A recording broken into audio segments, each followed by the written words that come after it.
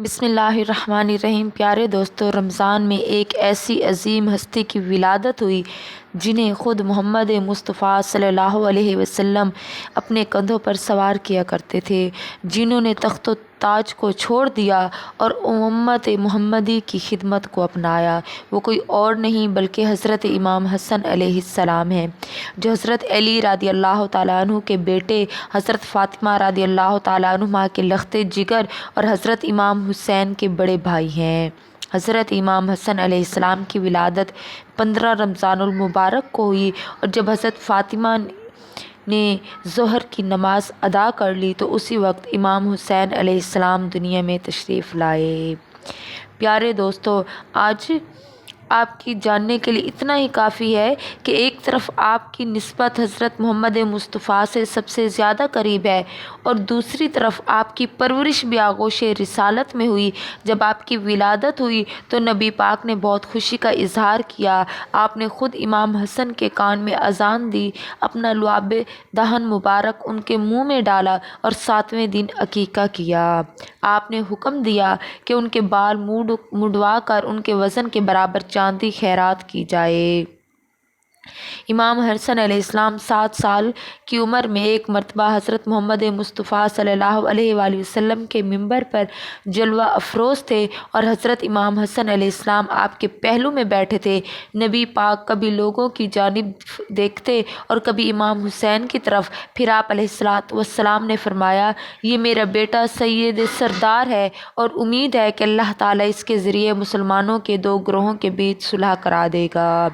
امام حسن علیہ السلام کی محبت اور اس قدر تھی کہ اس پیش گوئی کو پورا کر دکھایا۔ آپ کی اس صلح سے اسلام کی عظمت اور نیا باب کھلا۔ حضرت امام حسن کی کنیز ابو محمد تھی۔ ایک روایت کے مطابق کنیت آپ کی ابو محمد تھی۔ یہ کنیت حضرت محمد مصطفیٰ نے تجویز فرمائی تھی۔ نبی پاک آپ سے بے انتہا محبت فرماتے تھے۔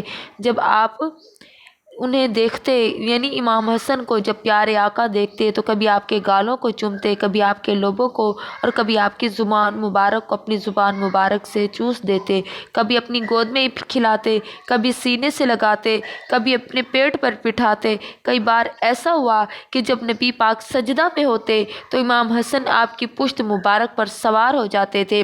نبی پاک نہ صرف انہیں بیٹھنے دیتے بلکہ ان کی خاطر سجدے کو طویل کر دیتے۔ حضرت فرماتے ہیں کہ امام حسن علیہ السلام نبی پاک سے بہت زیادہ مشابہت رکھتے تھے۔ حضرت علی فرماتے ہیں کہ امام حسن کا چہرہ مبارک، سینہ اور قد اپنے نانا نبی پاک سے بہت زیادہ ملتا تھا۔ حضرت علی اپنے صاحبزادے حضرت امام حسن کی بہت عزت کرتے تھے۔ ایک روز فرمایا، کاش تم کوئی تقریر کرو تاکہ میں بھی تو سنوں۔ تو امام حسن فرمانے لگے، مجھے شرم آتی ہے آپ کے سامنے بولنے سے کہ میں آپ کے سامنے زبان کھولوں۔ تو ایک روز حضرت علی ایسے ہی ایک جگہ پر چھپ کر بیٹھ گئے جہاں سے امام حسن انہیں دیکھ نہ سکے، اور امام حسن نے لوگوں کے سامنے تقریر کی اور حضرت علی چپ چاپ سنتے رہے۔ جب امام حسن اپنی تقریر ختم کر کے چلے گئے تو حضرت علی نے فرمایا، ایک ہی نسل تو ہے جس میں ایک دوسرے کا فرزند حسن علیہ السلام بہت کم بولتے تھے اور اکثر خاموش رہتے تھے، لیکن جب بولتے تو کوئی ان کے سامنے لب بھی نہ ہلا سکتا تھا۔ آپ علیہ السلام عورتوں کی محفلوں میں بہت کم شریک ہوتے، لڑائی جھگڑوں میں کبھی نہ پڑے، آپ کسی کے معاملے میں دخل اندازی بھی نہ کرتے تھے، لیکن جب کوئی آپ کی طرف رجوع کرتا تو حکمت اور دلیل کے ساتھ بات سمجھا دیتے۔ آپ علیہ السلام نے 3 بار اللہ کی راہ میں اپنا مال سارا دے دیا۔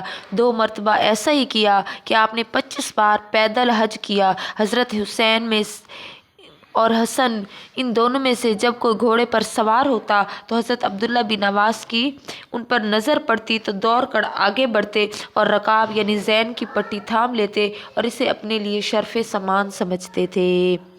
حسن اور حسین جنت کے سردار ہوں گے۔ حضرت عبداللہ بن عباس سے روایت ہے کہ ایک بار رسول اکرم اپنی 2 شمع مبارک کندھوں پر حضرت حسین ابن علی کو لے کر جا رہے تھے۔ یہ دیکھ کر ایک شخص نے کہا کہ صاحبزادے کی اتنی اچھی سواری ہے کہ بیٹھے ہوئے ہیں، تو حضور پاک نے فرمایا، سوار بھی تو بہترین ہے۔ حضرت امام حسن اور حسین کے شاہ سواروں میں حضرت ابو ہریرہ فرماتے ہیں، جب میں نے امام حسن علیہ السلام کو دیکھا تو میری آنکھوں آنسو آ جاتے۔ اس کی وجہ یہ تھی انہوں نے دیکھا کہ ایک روز حضرت حسن علیہ السلام آئے اور آپ صلی اللہ علیہ وسلم کی گود مبارک میں بیٹھ گئے۔ حضرت ابو ہریرہ نے اپنے ہاتھ سے اپنی داڑھی پکڑ کر دکھائی اور کہا کہ امام حسن علیہ السلام نے اسی طرح رسول پاک کی داڑھی مبارک کو اپنے ہاتھوں سے پکڑ کر اپنے منہ مبارک کھولا اور امام حسن کے منہ میں ڈال دیا اور فرمایا، اے اللہ، میں اس سے محبت کرتا ہوں، تو بھی اس سے محبت فرما۔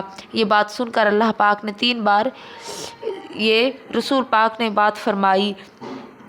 ایک مرتبہ امام حسن علیہ السلام کا واقعہ ہے کہ جب آپ مدینہ منورہ کی ایک جگہ سے گزر رہے تھے تو آپ نے دیکھا کہ ایک نوعمر حبشی غلام بیٹھا ہوا ہے، اس کے ہاتھ میں ایک روٹی تھی اور اس کے سامنے ایک کتا بیٹھا تھا۔ وہ لڑکا ایک لقمہ خود کھاتا، ایک لقمہ اس کتے کو کھلاتا، اس طرح اس نے پوری روٹی آدھی آدھی بانٹ کر کھا لی۔ حضرت امام حسن نے اس سے پوچھا، تم نے کیوں اپنی آدھی روٹی اس کتے کو دے دی؟ تو اس لڑکے نے جواب دیا، میری آنکھیں اس کی آنکھوں کو دیکھ کر شرم محسوس کر رہی تھی کہ میں زیادہ کھا جاؤں اور اسے کم ملے۔ حضرت امام حسن نے اس سے پوچھا کہ تم کون ہو؟ تو اس نے کہا کہ میں ابان بن عثمان کا غلام ہوں۔ پھر آپ نے پوچھا، یہ باغ کس کا ہے؟ اس نے کہا کہ یہ باغ بھی انہی کا ہے۔ حضرت امام حسن نے فرمایا، میں تمہیں اللہ کی قسم دیتا ہوں کہ جب تک میں واپس نہ آ جاؤں یہیں بیٹھے رہنا۔ پھر آپ علیہ السلام وہاں سے گئے اور اس غلام کو خرید لیا، ساتھ ہی وہ پورا باغ بھی خرید لیا۔ پھر جب آپ غلام کے پاس آئے فرمایا، میں نے تمہیں خرید لیا ہے۔ یہ سن کر وہ غلام اٹھ کر بولا، اللہ اور اس کے رسول کے بعد میں آپ کا حکم ماننے والا ہوں اور فرما بردار ہوں۔ پھر حضرت امام حسن نے فرمایا، میں نے تمہیں اللہ کی راہ میں آزاد کر دیا اور یہ باغ بھی تمہیں دے دیا۔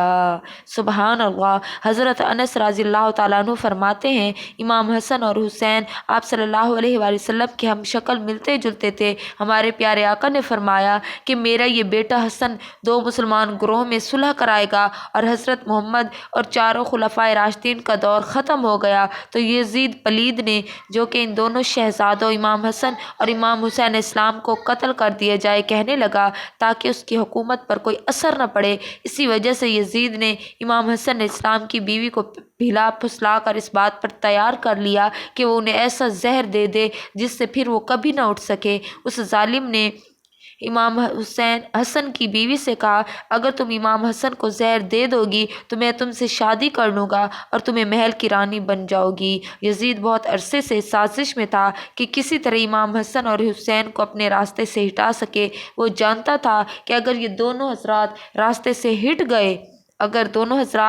میرے راستے سے ہٹ گئے تو وہ پوری سلطنت پر اکیلا راج کر سکے گا۔ جب حضرت امام حسن کی بیوی زہر دینے کے لیے کہا تو وہ لالچ میں آ کر راضی ہو گئی۔ اس نے کئی بار امام حسن کو زہر دیا لیکن ہر بار اللہ کے حکم سے کوئی اثر نہ ہوا۔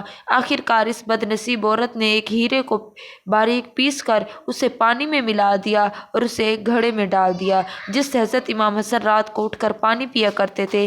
سن 50 ہجری 17 صفر کی رات امام حسن کی اچانک آنکھ کھلی، انہیں پیاس لگی، انہوں نے اپنی بہن زینب کو پکارا۔ اس وقت آپ اپنے مصلی جائے نماز پر بیٹھی اللہ کی عبادت کر رہی تھی۔ جیسے ہی انہوں نے اپنے بھائی کی آواز سنی وہ فوراً ان کے پاس پہنچی۔ تب امام حسن نے فرمایا، بی بی زینب، میں نے ایک بہت عجیب و غریب خواب دیکھا ہے، میں وہ تمہیں سنانا چاہتا ہوں۔ بی بی زینب نے کہا، بھائی جان کیا خواب دیکھا ہے؟ تب امام حسن نے فرمایا، میں نے خواب میں دیکھا کہ میرے نانا حضرت محمد مصطفیٰ، میرے والد حضرت علی اور میری والدہ بی بی فاطمہ مجھے جنت کی سیر کروا رہے ہیں۔ میں نے اپنے نانا سے شکایت کی کہ اے نانا جان، آپ کے جانے کے بعد مدینے میں مجھے اور میرے بھائی حضرت امام حسین کو بہت ستایا گیا، لوگ ہمارے ماں باپ کو برا بھلا کہتے رہے۔ تو میرے نانا جان نے فرمایا، اور میرے پیارے بچے پریشان نہ ہو، تم بہت جلد مجھ سے ملنے والے ہو۔ زینب نے یہ خواب سنا تو ان کی آنکھوں میں آنسو آ گئے۔ وہ سمجھ گئے کہ اب ان کے بڑے بھائی حضرت امام حسن ان کے ساتھ کچھ ہونے والا ہے۔ بی بی زینب کے والد حضرت علی اور والدہ بی بی فاطمہ پہلے اس دنیا سے رخصت ہو چکے تھے۔ اب معصوم بی بی زینب صرف اپنے دونوں بھائیوں حضرت امام حسن اور امام حسین کے سہارے تھی۔ ان کی آنکھوں سے بے اختیار آنسو بہنے لگے۔ تب امام حسن علیہ السلام نے فرمایا مجھے پیاس لگی ہے، پانی پلا دو۔ پانی نکالنے لگی۔ انہیں کیا پتہ تھا کہ جس بات سے وہ ڈر رہی تھی وہی آج ہونے والا ہے۔ انہوں نے گھڑے سے پانی نکال کر اپنے بھائی کو پلا دیا۔ یہ وہی پانی تھا جس میں امام حسن کی بیوی نے زہر ملا دیا تھا۔ زہر والا پانی پینے کے کچھ دیر بعد حضرت امام حسن کے جسم کے اندر ہی اندر زہر اثر کرنے لگا۔ ان کی آنتیں کٹنے لگی اور انہیں خون کی الٹیاں شروع ہو گئی۔ ان کے جسم کے اندر کے ٹکڑے باہر نکلتے دیکھ کر بی بی زینب ڈر گئی اور زور زور سے رونے لگی۔ کتابوں میں لکھا ہے کہ زہر کے اثر سے حضرت امام حسن کی آنتوں کے 100 ٹکڑے ہو گئے اور آپ 3 دن تک خون کی الٹیاں کرتے رہے۔ زہر کے اثر سے چہرہ مبارک نیلا پڑ گیا۔ امام حسن ایسی تکلیف سے گزر رہے تھے جو اگر کسی اور پر ڈال دی جاتی تو وہ بھی برداشت نہ کر سکتا، لیکن اگر کوئی آ کر مدینہ دیکھ لیتا تو وہ سمجھ جاتا کہ رسول اللہ کا یہ پیارا نواسہ زہر کے اثر سے کیسے تڑپ رہا تھا۔ کچھ لوگ ایسے تھے جو امام حسن کی تکلیف کو دیکھ کر خوش ہو رہے تھے، لیکن مدینے میں نیک اور اللہ والے لوگ بھی بڑی تعداد میں موجود تھے۔ وہ رو رو کر بے حال تھے۔ امام حسن علیہ السلام کو تڑپتے ہوئے جو دیکھنا چاہتی تھی، اللہ کے حضور چپ چاپ اپنی جھولی پھیلا کر فریاد کرتی بی بی زینب کہ اے میرے اللہ، میرے بھائی کو شفا عطا فرما۔ پیارے دوستو، آج مدینے کے ایک چھوٹے سے مٹی کے گھر میں جو انسان زہر کے اثر سے تڑپ رہا تھا وہ کوئی اور ہستی نہیں، وہ ہستی تھی جسے ان کے نانا حضرت محمد مصطفیٰ اپنے مبارک کندھوں پر بٹھا کر بازار کی سیر کروایا کرتے تھے اور فرماتے، اے لوگوں، یہ دونوں میرے امام حسن حسین بچے ہیں، میری آنکھوں کی ٹھنڈک ہیں۔ جس نے انہیں تکلیف دی اس نے گویا مجھے تکلیف دی۔ آج رسول اللہ کے پیارے نواسے کو زہر دے کر اس طرح تڑپایا گیا کہ ان کے چہرہ نیلا پڑ گیا، آنتیں کٹ کٹ کر باہر آنے لگی اور خون کی الٹیاں ہونے لگی۔ بس تقدیر کا فیصلہ ہو چکا تھا۔ اللہ نے فرشتوں کو حکم دیا، اے میرے فرشتوں، جاؤ میرے جنت کے پھول حضرت امام حسن کو میرے پاس لے آؤ۔ میرے اس پیارے پھول کو ظالموں نے بہت ستایا ہے۔ آپ علیہ السلام جانتے تھے کہ اس گھڑے میں زہر کس نے ملایا ہے، کیونکہ باہر کا کوئی شخص یہ نہیں کر سکتا تھا، وہ گھر کا ہی تھا اور وہ کوئی اور نہیں بلکہ ان کی اپنی بیوی تھی۔ لیکن آپ علیہ السلام نے اپنی بیوی سے کچھ نہ کہا، یہاں تک کہ جب ان کے چھوٹے بھائی حضرت امام حسین کو اس دردناک خبر کا پتہ چلا تو وہ دوڑتے ہوئے آئے اور فرمانے لگے کہ بھائی جان، بس ایک بار مجھے اس شخص کا نام بتا دیجئے جس نے آپ کو زہر دیا ہے۔ یہ سن کر امام حسن علیہ السلام مسکرائے اور پوچھنے لگے، حسین، اگر میں نے تمہیں اس کا نام بتا دیا تو تم اس کے ساتھ کیا کرو گے؟ حضرت امام حسین نے غصے سے یہ جواب دیا تو اس کا جواب سن کر امام حسن نے بڑی نرمی اور درد بھری آواز میں فرمایا، پھر تو بتاؤں گا کہ اگر زہر دینے والا وہ نہ ہوا تو مرتے مرتے مجھ پر ایک بے گناہ کے قتل کا الزام آ جائے گا، اور اگر زہر دینے والا وہی شخص ہے تو اللہ تعالیٰ سب سے بہترین انتقام لینے والا ہے۔ پھر 3 دن بعد وہ منحوس لمحہ بھی آن پہنچا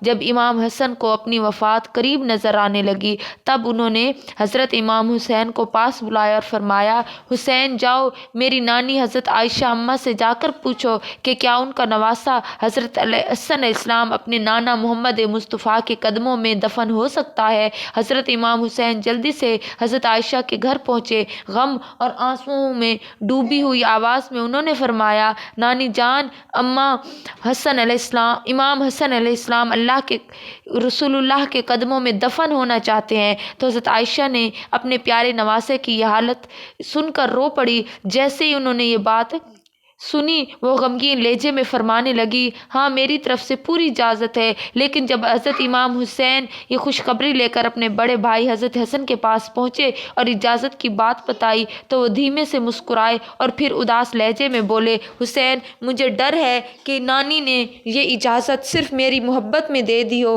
تو ایک بار پھر سے اجازت مانگ لینا۔ اگر اس وقت اجازت مل جائے تو مجھے رسول اللہ کے قدموں میں دفن کر دینا، لیکن اگر اس وقت کچھ لوگ اس کا ورد کریں تو حسین کوئی جھگڑا مت کرنا۔ اے میرے پیارے بھائی، تو میری امی جان حضرت فاطمہ کے پہلو میں مجھے دفن کر دینا۔ آخر کار وہ لمحہ آن پہنچا۔ حسین علیہ السلام نے کلمہ شریف پڑھا اور اپنی روح کو اللہ کے سپرد کر دیا۔ اس بات کی خبر پورے مدینہ میں آگ کی طرح پھیل گئی۔ ہر طرف ماتم چھا رہا تھا۔ بازاروں اور گلیوں میں لوگ پھوٹ پھوٹ کر رو رہے تھے۔ مدینہ شریف کی ہر گلی، ہر مکان سے سسکیوں کی آوازیں آ رہی تھی۔ ہر کوئی آخری دیدار کرنے کے لیے مرہ چلا آ رہا تھا۔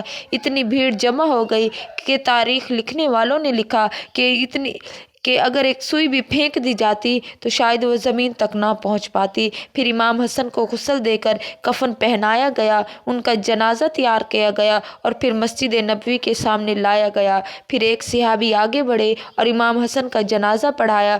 پھر وہ جنازہ لے کر حضرت محمد مصطفیٰ کے روضہ مبارک کی طرف چل پڑے۔ ہمارے امام حسن جن کو شہید کیا گیا تھا، یہ تھی ان کی برداشت۔ آج ہم لوگ ہیں کہ اگر ہمیں پتہ چل جائے کہ ہم پہ کسی نے جھوٹ بولا ہے یا کوئی بات کی ہے تو ہم لڑائی کرنے پہنچ جاتے ہیں۔ اور ایک ہمارے امام تھے جن کو قتل کیا گیا تھا، قتل کا منصوبہ بنایا گیا، ان کو معلوم بھی ہو گیا لیکن انہوں نے اف تک نہ کی، نہ ہی بدلہ لینے کی خواہش کی، نہ ہی اپنے بھائی کو کچھ کہا، بلکہ انہیں منع فرما دیا کہ تم بھی میری موت کا بدلہ کسی سے نہ لوگے۔